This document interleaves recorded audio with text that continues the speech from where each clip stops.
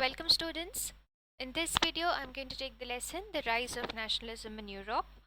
So as you can see in the presentation, first we are going to talk about the definition of the word nationalism. Then we are going to talk about the European society. Then we are going to talk about the unification of Italy, Germany and Britain. First you need to understand what is nationalism. As we all know that nationalism is a feeling of belonging and loyalty that causes people to think of themselves as a nation.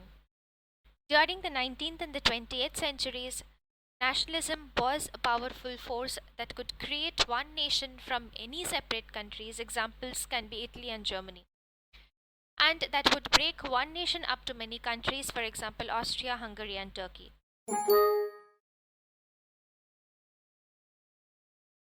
So during the 19th century, the idea of nationalism made a lot of changes in the political and mental world of Europe. Let us little bit talk about the European society. The upper class. They were the landed aristocracy who were the dominant group. Then they had common interest in lifestyle.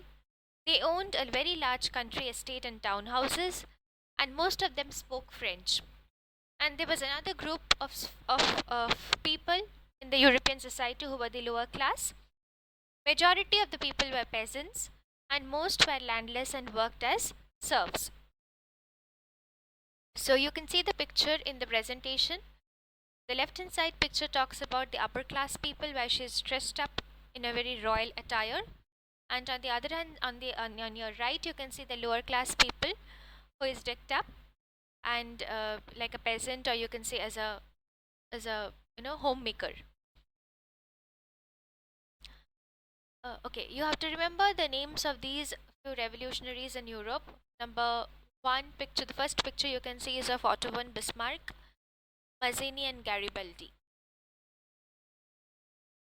Napoleon Bonaparte was one more important figure in the history of French Revolution.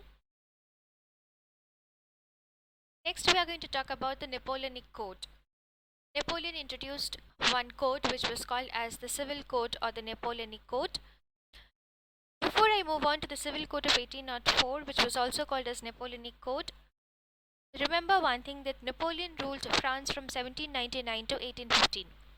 He gained absolute powers in 1799 by becoming the first consulate general. And under his civil code, he brought about few changes where he established equality before the law, he secured the right to property, he simplified administrative measures, he abolished the feudal system, he freed the peasants from serfdom and manorial dues, guild restrictions were removed, transport and communication systems were improved, and also Napoleon took away certain political freedom.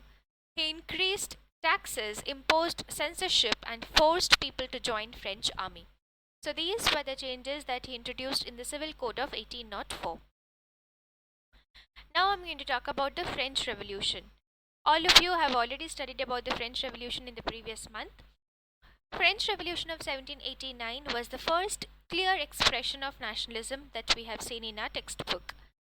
What were the steps taken by the French revolutionaries to create a sense of collective identity amongst the French people? Number one, the idea of la patrie and les citoyens, the introduction of the new French flag, the Estate General was elected and National Assembly was renamed, new hymns was composed and oaths were taken, centralized administrative system was formed, internal custom duties were made and dues were abolished, uniform system of weights and measures were introduced, and French became the common language.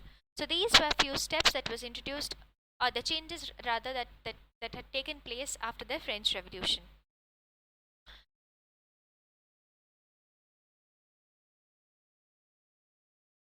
What were the barriers? What were the barriers to the Italian nationalism is the next topic that we are going to talk. See, no nation states were in Europe because of not common identity or culture. People, residing in different areas, they spoke different languages. If I have to give you an example, I'll talk about Hungary, because Hungary, half of the population spoke Magyar, other half spoke variety of dialect, and in Galicia, people spoke Polish.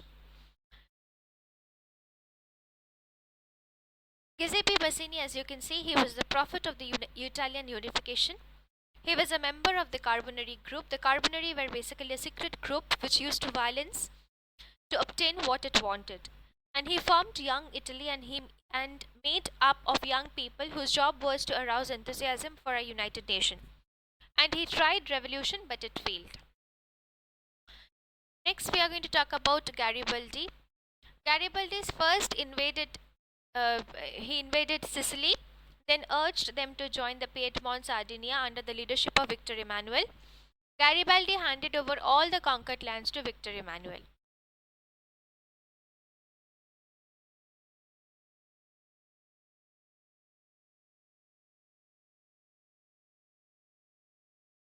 This is how Victor Emmanuel looked like. Here we'll talk about stepwise, how Italy was united.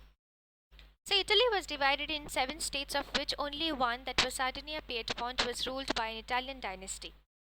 The idea of Italian unification first was given by Giuseppe Mazzini through his secret society called as Young Italy. After his failed revolutions in 1831 and 1848, the lead was taken away by the King of Sardinia, who was called as Victor Emmanuel II. Chief Minister of Sardinia, Count Cavour, led the unification process by a very diplomatic process. In the southern part, Giuseppe Garibaldi led the movement by involving local peasant support to drive out the Spanish rulers. Thus, the process of unification as completed with the crowning of Victor Emmanuel II as the King of Italy in 1861. So with this, I'll complete video part 1 of this particular chapter. In the next video, I'm going to talk about unification of Germany and unification of Britain. Thank you.